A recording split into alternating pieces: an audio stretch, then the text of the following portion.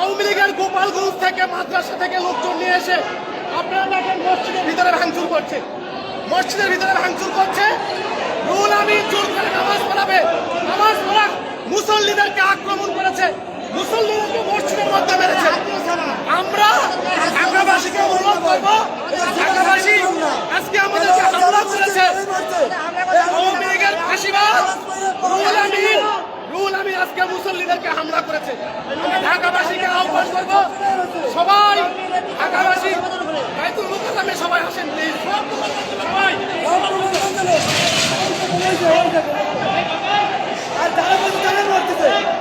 এই দেখেন, এই দেখেন, ইচ্ছা মতো মারতেছে, বিড়াচ্ছে, গেলাতে দুটোতে বিড়াচ্ছে। থাকতো